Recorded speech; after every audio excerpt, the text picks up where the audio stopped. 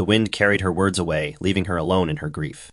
As the service ended, she watched through blurred eyes as the mourners emerged, their umbrellas shielding them from the storm. Marilyn walked proudly at the front, Marion and Philip at her side, their expressions smug. They did not even glance toward Denise, as though she were invisible.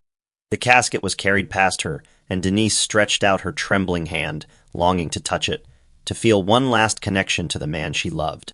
But a guard shoved her aside roughly, and the procession moved on. Denise collapsed again, her sobs drowned by the storm. By the time the hearse drove away, her body was numb, her voice hoarse from crying. She was left kneeling in the mud, drenched and broken, denied even the smallest dignity of mourning her father. That image would sear itself into her memory forever, the day she wept in the rain while her family erased her from her father's farewell.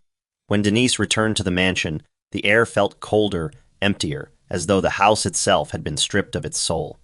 She dragged her soaked body through the gates, her dress heavy with rain, her Bible clutched tightly against her chest.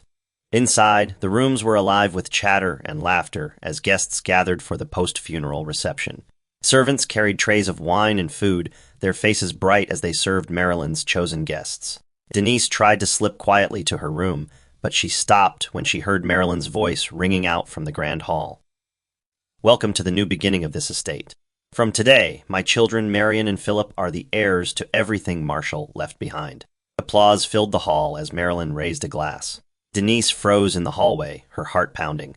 She felt invisible, like a ghost haunting a home that no longer recognized her. Later, when the guests had left, Denise crept to her small room at the far end of the house. It was the only space Marilyn had allowed her, and even there the servants often ignored her requests. She sat on her narrow bed, her wet dress clinging uncomfortably, and stared at the cracked ceiling. Through the walls, she could hear Marion laughing as he boasted about his new role as heir, and Philip giggling as Marilyn promised him everything he desired.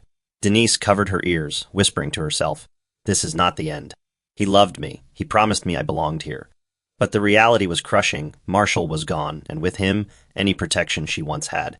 Alone in her room, she broke down, her sobs muffled by her pillow.